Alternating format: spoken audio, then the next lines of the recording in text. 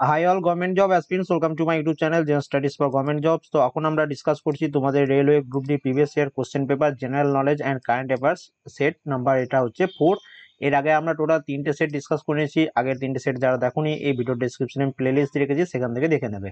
এটা হচ্ছে তোমাদের 3/12/2018 ফার্স্ট শিফটের কোশ্চেন পেপার, এবং যারা প্রথমবার গ্রুপ ডি পরীক্ষা দেবে তোমাদের আউট অফ 100 কোশ্চেন তোমাদের কিন্তু 20 কোশ্চেন এই জেনারেল নলেজ এবং এই কারেন্ট অ্যাফেয়ার্স থেকে আসবে, এবং প্লাস 25 প্রশ্ন আসবে তোমাদের জেনারেল সায়েন্স থেকে। জেনারেল সায়েন্সে অলরেডি আমাদের 81 ক্লাস হয়ে গেছে, যারা দেখোনি সেটারও প্লেলিস্ট এই ভিডিও ডেসক্রিপশনে আমি দিয়ে রেখেছি, সেখান থেকে তোমরা দেখে নেবে।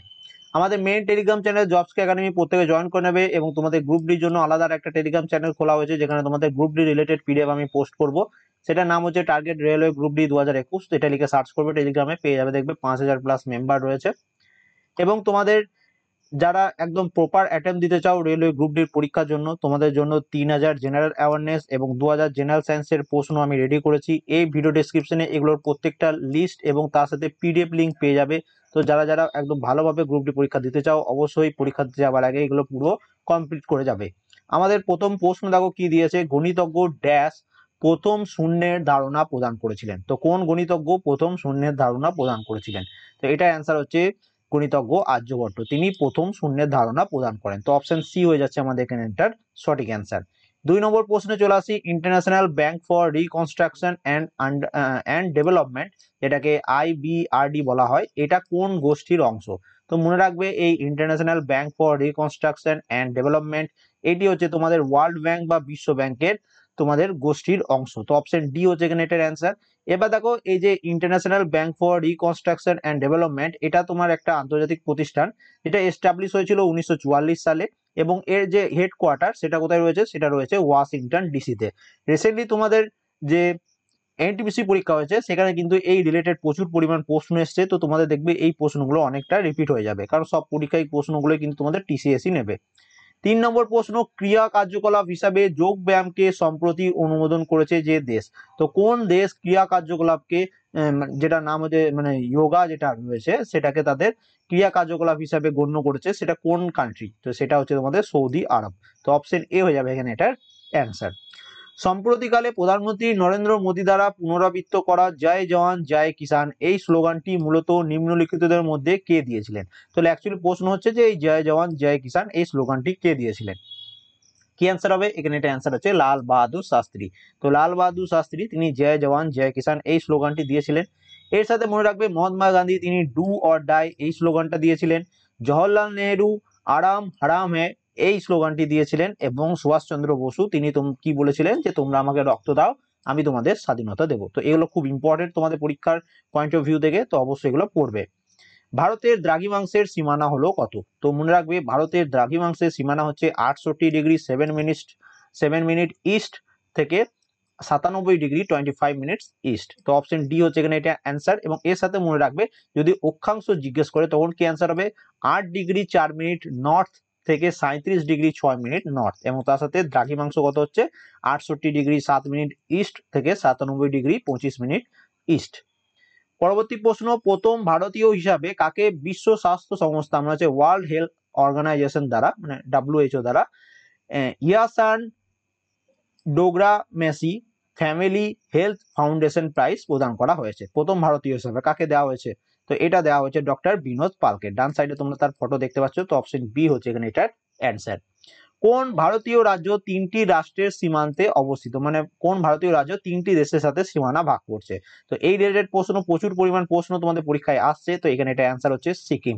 অপশন এ হচ্ছে এখানে এটার সঠিক অ্যান্সার। সিকিম কোন 3টি দেশের সাথে সীমানা ভাগ করছে? তো এটা অ্যান্সার হচ্ছে চীন, ভুটান এবং তার সাথে নেপাল, এই 3টি দেশের সাথে সীমানা ভাগ করছে। স্কিল ইন্ডিয়া মিশনের জন্য ডেভেলপার এবং ছাত্রদের জন্য কোন সংস্থা 1,30,000 বৃত্তি প্রদান করেছে? তো এখানে এটা অ্যান্সার কি হবে? এখানে এটা অ্যান্সার হচ্ছে গুগল। তো এই প্রশ্নটা এখন তোমাদের আসবে না, এখন যেটা আসবে সেটা হচ্ছে গুগল রিলেটেড প্রশ্ন তোমাদের পরীক্ষায় আসবে। সবার প্রথম দেখো, গুগল এটা তোমার এস্টাবলিশ হয়েছিল 4 সেপ্টেম্বর 1998, 1998 সালে 4 সেপ্টেম্বর এটা তোমার এস্টাবলিশ হয়েছিল। এর সাথে মনে রাখবে, এটার এস্টাবলিশ কে কে করেছিল, এর ফাউন্ডার কে কে? এর দুজন ফাউন্ডার রয়েছেন, এক হচ্ছেন ল্যারি পেজ এবং সেকেন্ড হচ্ছে সার্জি ব্রিন। তো এই দুটো কিন্তু তোমাদের এবছর পরীক্ষার জন্য খুব ইম্পর্টেন্ট, তো পরীক্ষার জন্য অবশ্যই এগুলো মুখস্থ করতে হবে তোমাদের। এবং তার সাথে বর্তমানে যদি তোমাদের জিজ্ঞেস করে গুগলের সিইও কে, তো তোমরা কি অ্যান্সার করবে? সুন্দর পিচাই। তো এই এক্সট্রা ডিটেলস গুলো তোমাদের এবছর পরীক্ষার জন্য ইম্পর্টেন্ট। ভারতের প্রধানমন্ত্রী সম্প্রতি 2018 সালে ইসরায়েল শহর ভ্রমণ করেছিলেন, তো সেই দেশের রাজধানীর নাম কি? তাহলে তোমরা বুঝতে পারছো রিসেন্টলি তোমাদের আমাদের ভারতের প্রধানমন্ত্রী যে যে কান্ট্রি গুলোতে ভিজিট করছে তাদের ক্যাপিটাল মানে তাদের রাজধানী থেকে প্রশ্ন আসছে। তো ইসরায়েল যেহেতু এই বছর খুব একটা ইম্পর্টেন্ট টপিক তোমাদের পরীক্ষার জন্য, তো এখান থেকে প্রশ্ন আসবে। কি কি প্রশ্ন আসবে? সবার প্রথম দেখো ইসরায়েলের যে রাজধানী সেটা হচ্ছে কোনটা? সেটা হচ্ছে জেরুসালেম। তো অপশন এ হয়ে যাচ্ছে আমাদের এখানে অ্যান্সার। এর সাথে মনে রাখবে এখানকার অফিসিয়াল ল্যাঙ্গুয়েজ, ইসরায়েলের অফিসিয়াল ল্যাঙ্গুয়েজ কি? তো ইসরায়েলের অফিসিয়াল ল্যাঙ্গুয়েজ হচ্ছে হেব্রিউ, HEBREW। তো হেব্রিউ এটা হচ্ছে তোমাদের ইসরায়েলের অফিসিয়াল ল্যাঙ্গুয়েজ। তার সাথে মনে রাখবে রিসেন্টলি তোমাদের এই 10-15 দিন আগে বা 2 সপ্তাহ আগে ধরে নাও, তো সেখানকার প্রধানমন্ত্রী নির্বাচিত হলেন কে? তো সেখানকার প্রধানমন্ত্রী নির্বাচিত হলেন নাফতালি বেনেট। নাফতালি বেনেট তিনি প্রাইম মিনিস্টার অ্যাপয়েন্ট হলেন ইসরায়েলের। এবং তার সাথে মনে রাখবে সেখানকার পার্লামেন্ট বা সংসদের নাম কি? তো সেখানকার পার্লামেন্ট বা সংসদের নাম হচ্ছে নেসেট। তো এই এক্সট্রা ডিটেলস গুলো কিন্তু তোমাকে পড়তে হবে। কোন দিনটিকে ভারতের সংবিধান দিবস বলা হয়? কনস্টিটিউশন ডে বলা হয় কোন দিনকে? আমরা প্রত্যেকে জানি 26 নভেম্বর এই দিনটাকে কি বলা হয়? ভারতের সংবিধান দিবস। কারণ 1949 সালে 26 নভেম্বর এই দিন আমাদের সংবিধানকে গ্রহণ করা হয়েছিল এবং 26 জানুয়ারি 1950 সালে কি হয়েছিল? সংবিধান আমাদের কার্যকরী হয়েছিল। এবার দেখো এপ্রিল 26, 26 এপ্রিল এই দিনটাতে কি হয়েছিল? এই দিনটা হচ্ছে ওয়ার্ল্ড ইন্টেলেকচুয়াল প্রপার্টি ডে। এই ইম্পর্টেন্ট ডেটস থেকে কিন্তু তোমাদের পরীক্ষায় প্রশ্ন আসবেই আসবে। এবার দেখো 1 ডিসেম্বর এটাও তোমাদের ইম্পর্টেন্ট পরীক্ষার জন্য। তো এই দিন কি পালন করা হয়? World AIDS day. তো এই দিন পালন করা হয় ওয়ার্ল্ড এইডস ডে। পরবর্তী প্রশ্ন, ঝিল্লি দল বেহেরা কোন ক্রিয়া তার কৃতিত্বের জন্য সুপরিচিত? মানে তিনি কোন স্পোর্টসের সাথে সম্পর্কিত? ঝিল্লি দল বেহেরা, তো তিনি মনে রাখবে তিনি হচ্ছেন ওয়েব লিফটিং ক্যাটাগরি সাথে সম্পর্কিত। অপশন সি হচ্ছে এটার অ্যান্সার। এবার দেখো যে এক্সট্রা ডিটেলস গুলো দিচ্ছি, টেবিল টেনিস এটার সাথে সম্পর্কিত হচ্ছেন মৌমা দাস। শর্টপুট এটার সাথে সম্পর্কিত হচ্ছেন KY ভেঙ্কটেশ এবং কুস্তি এটার সাথে সম্পর্কিত হচ্ছেন বীরেন্দ্র সিং। তো এই তিনটে তোমাকে একদম মুখস্থ করে রাখতে হবে, কারণ এই তিনটে এবছর পরীক্ষায় আসার চান্স অনেকটাই বেশি। কোন সালে জাতীয় গ্রামীণ স্বাস্থ্য মিশন ভারতে চালু হয়েছিল? তো মনে রাখবে জাতীয় গ্রামীণ স্বাস্থ্য মিশন ভারতে চালু হয়েছিল 2005 সালে। অপশন সি হচ্ছে এখানে এটার অ্যান্সার। এর সাথে মনে রাখবে the national rural health mission NRHM এটা লঞ্চ হয়েছিল কবে? এটা লঞ্চ হয়েছিল 12 এপ্রিল 2005, 2005 সালে 12 এপ্রিল। কে করেছিলেন? তখনকার যিনি অনারেবল প্রাইম মিনিস্টার ছিলেন তিনি এটা করেছিলেন। ভারতের বর্তমান স্বরাষ্ট্রমন্ত্রীকে? তো এই যে ক্যাবিনেট মিনিস্ট্রি যেগুলো রয়েছে সেগুলো তোমাদের পড়তেই হবে। আমি তোমাদের টেলিগ্রামে আজকে একটা পিডিএফও দিয়ে দেবো, রেলের গ্রুপটি যে টেলিগ্রাম গ্রুপটা বললাম, তো সেখান থেকে তোমরা পড়ে নেবে ওগুলো। তো ভারতের বর্তমান স্বরাষ্ট্রমন্ত্রী হচ্ছেন অমিত শাহ। তো অপশন এ হয়ে যাচ্ছে এখানে এটার অ্যান্সার। বর্তমানে ভারতের ডিফেন্স মিনিস্টার হচ্ছেন রাজনাথ সিং। তার সাথে মনে রাখবে আমাদের প্রধানমন্ত্রী যিনি রয়েছেন নরেন্দ্র মোদী, তার হাতে অনেকগুলোই মিনিস্ট্রি রয়েছে। কি কি রয়েছে আমি তোমাদের বলে দিচ্ছি। সবার প্রথম তো তিনি আমাদের প্রধানমন্ত্রী। সেকেন্ড তার হাতে যেটা রয়েছে মিনিস্টার অফ পার্সোনাল। থার্ড তার হাতে যেটা রয়েছে পাবলিক গ্রিভেন্স অ্যান্ড পেনশনস।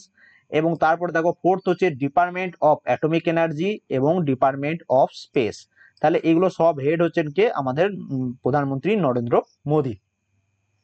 ড্যাশে কি বলেছে দেখো, ড্যাশ এ মেমোরিয়াল নির্মিত হয়েছিল যেখানে পঞ্চম জর্জ 1911 সালে ভারতের সম্রাট ঘোষিত হয়েছিল। তো এটা কোন জায়গাতে হয়েছিল? তো এটা হয়েছিল দা করোনেশন দরবার। তো দা করোনেশন দরবারে মেমোরিয়াল নির্মিত হয়েছিল যেখানে পঞ্চম জর্জ 1911 সালে ভারতের সম্রাট ঘোষিত হয়েছিলেন। এবং দেখো এই যে করোনেশন পার্ক এখানে কি রয়েছে? লার্জেস্ট এবং tallest statue of king George 5। তো রাজা কিং জর্জ 5 বা পঞ্চম জর্জ তার যে লার্জেস্ট এবং টলেস্ট স্ট্যাচু যেটা রয়েছে সেটাও রয়েছে এই করোনেশন পার্কে। তো এটাও মনে রাখবে। নিম্নলিখিত কোন ক্ষেত্রে উৎকর্ষের জন্য সম্মানজনক দ্রোণাচার্য পুরস্কার দেওয়া হয়? তাহলে কোন ফিল্ডে কোন পুরস্কার দেওয়া হয় এখান থেকে প্রশ্ন আসছে। তো দ্রোণাচার্য পুরস্কার এটা দেওয়া হয় খেলাধুলার সাথে, এবং অ্যাকচুয়ালি খেলাধুলা বলতে এটা দেওয়া হয় মেনলি যারা কোচ, বিশেষ কোচ রয়েছেন তাদেরকে দেওয়া হয়। তো অপশন সি হচ্ছে এখানে এটা অ্যান্সার। এবং দেখো 1985 সালে এই দ্রোণাচার্য পুরস্কারটি দেওয়া শুরু হয়েছিল। কাদের দেওয়া হয়? যারা মর্যাদাপূর্ণ আন্তর্জাতিক ইভেন্টে, যেমন ধর মনে করো অলিম্পিক গেমস রয়েছে সেরকম জায়গায় যারা পদক জয়ী উৎপাদন করার জন্য কোচদের। তো বিভিন্ন কোচ যারা বিভিন্ন মেন ইভেন্ট গুলোর জন্য বিভিন্ন তৈরি করে স্পোর্টস পার্সনদের, তো তাদের যে কোচ থাকেন সেই কোচদের দেওয়া হয় এই তোমাদের দ্রোণাচার্য পুরস্কার। নিচের কোনটি পার্সিদের পবিত্র গ্রন্থ? তো আমরা প্রত্যেকে জানি পার্সিদের পবিত্র গ্রন্থ হচ্ছে জেন্দ আবেস্তা, তো অপশন ডি হয়ে যাবে আমাদের এখানে এটার অ্যান্সার। এই বিখ্যাত ভারতীয়কে চিহ্নিত করো যিনি লিটারেচার অ্যান্ড এডুকেশন জার্নালিজম এ 2021 সালে পদ্মশ্রীতে সম্মানিত হয়েছে। দেখো এই প্রশ্নটা 2018 ছিল, আমি তোমাদের আপডেট করে দিয়েছি কারণ প্রশ্নটা তোমাদের 2021 থেকেই আসবে। তো লিটারেচার অ্যান্ড এডুকেশন জার্নালিজমে 2021 সালে পদ্মশ্রী পুরস্কার পেয়েছেন রোমান শর্মা, অপশন সি হচ্ছে এখানে এটা অ্যান্সার। এবার এখানে মনে রাখবে এই যে ক্যাটাগরিটা রয়েছে লিটারেচার অ্যান্ড এডুকেশন জার্নালিজম, এই ক্যাটাগরিতে 2021 সালে টোটাল 2 জন পদ্মশ্রী পুরস্কার পেয়েছেন। এই ক্যাটাগরিতে কে কে পেয়েছেন? রোমান শর্মা এবং সেকেন্ড পার্সন হচ্ছেন সলোমন পাপ্পায়া, এনারা দুজন লিটারেচার অ্যান্ড এডুকেশন জার্নালিজম এই ক্যাটাগরিতে 2021 সালে পদ্মশ্রী পুরস্কার। তাহলে পদ্মশ্রী, পদ্মবিভূষণ, পদ্মভূষণ এই অ্যাওয়ার্ডগুলো কে পেয়েছে? এখান থেকে প্রচুর প্রশ্ন আসছে। আজকে 4 নম্বর সেট করাচ্ছি, 4টে সেটেই কিন্তু এই পদ্মশ্রী পুরস্কার থেকে প্রশ্ন এসছে। তো তোমাদের কিন্তু পদ্মশ্রী পুরস্কার থেকে প্রশ্ন আসবে, তোমাদের কিন্তু পড়ে রাখতে হবে। তো এতগুলোই প্রশ্ন ছিল এই সেটটাতে। ভিডিওটা ভালো লাগলে লাইক করে দাও, চ্যানেলে নতুন হয়ে তাহলে সাবস্ক্রাইব করে নাও, ভিডিওটা অবশ্যই বন্ধুর সাথে শেয়ার করে দেবে যারা গ্রুপ ডি পরীক্ষা দিচ্ছে এবং যারা তোমরা গ্রুপ ডির জন্য প্রপার অ্যাটেম্প দিতে যাও তোমাদের জন্য জিকে রয়েছে 3000 জিকে এবং 2000 জেনারেল সায়েন্সের প্রশ্ন আমি তৈরি করেছি। এগুলোর প্লেলিস্ট ভিডিও ডেসক্রিপশনে পেয়ে যাবে এবং এগুলোর পিডিএফ লিঙ্কও ভিডিও ডেসক্রিপশনে পেয়ে যাবে, প্রত্যেকে নিয়ে নেবে। কোনো রকম কোনো অসুবিধা হলে তোমরা কমেন্ট করবে অথবা হোয়াটসঅ্যাপ নাম্বারে মেসেজ করতে পারো। তো thank you for watching, good night, প্রত্যেকে ভালো থেকো এবং ভালোভাবে পড়াশোনা করতে